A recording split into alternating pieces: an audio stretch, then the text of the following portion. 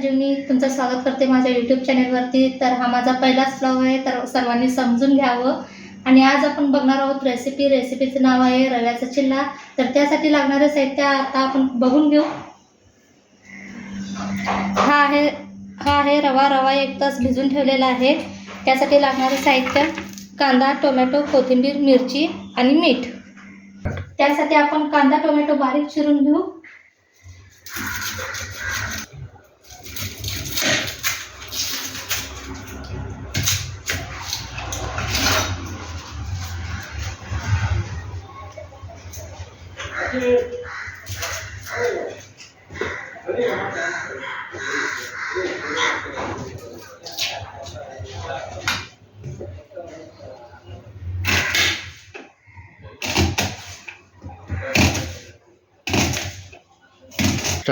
तर चला आता आपण कांदा आणि टोमॅटो मिरची बारीक करून घेतलेली आहे। तर आता आपण या रव्यामध्ये मिक्स करून घेऊ व्यवस्थित। तर हा पदार्थ तुम्ही आपल्या मुलांना शाळेला जाताना टिफिनमध्ये सुद्धा देऊ शकता।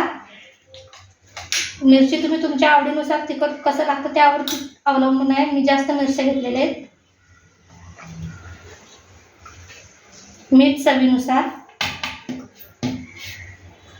तर आता आपण हे सगळं मिक्स करून घेऊ व्यवस्थित।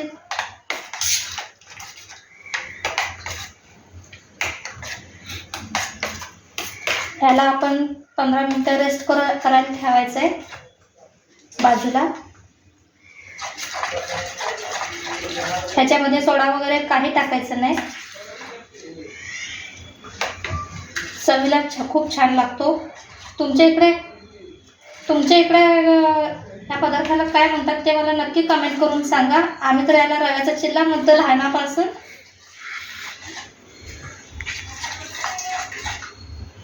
आणि ही रेसिपी माझ्या बहिणीला शिकवली आहे। तर आता आपण या रव्यामध्ये सगळं कांदा टोमॅटो मिरची कोथिंबीर मीठ सगळं व्यवस्थित मिक्स करून घेतलेलं आहे। तर आता आपण याला 15 मिनिटासाठी बाजूला ठेवून देऊ। 15 मिनिटानंतर आपण चिल्ला करायला घेऊ। चला आता 15 मिनिटं झालेले आहेत। आपण चिल्ला तयार करायला घेऊ। सर्वप्रथम आपण गॅस सुरू करू, तवा गरम करायला ठेवू।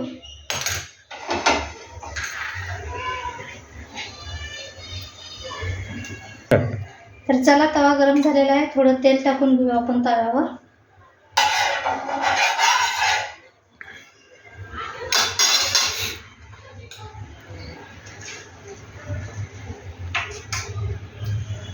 आता हे रव्याचं बॅटर आपण त्यावर टाकून घेऊ।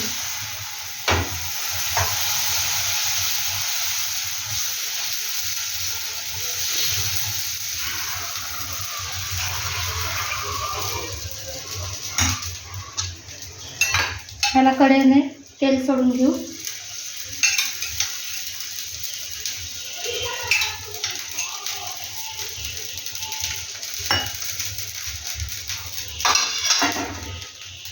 दोन 3 मिनिटांसाठी आपण याच्यावर झाकण ठेवून देऊ।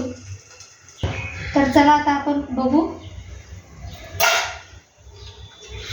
तर झालेला आहे, पण याला आपण थोडीशी पलटी मारू। परत थोडा वेळ झाकण ठेवून देऊ।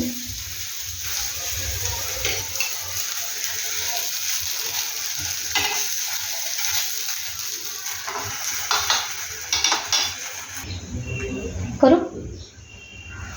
चला आता आपण बघू।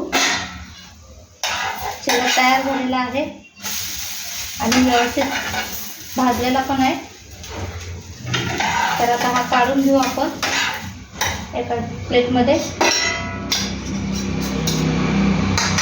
अशा रीतीने दुसरा पण आपण चिल्ला करून घेऊ।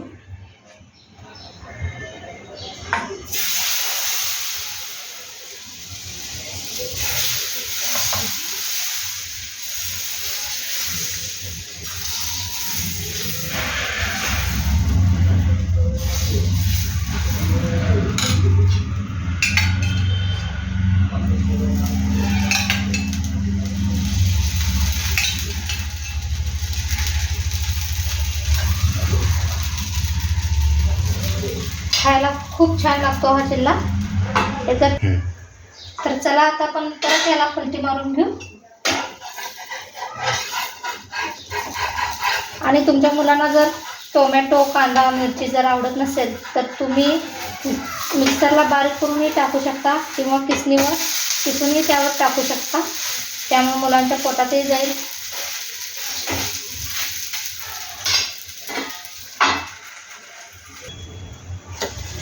तर चला, अशा रीतीने हा पण चिल्ला झालेला आहे. आपण बघू शकता किती छान झालेला आहे. तर आता आपण हा पण काढून घेऊ.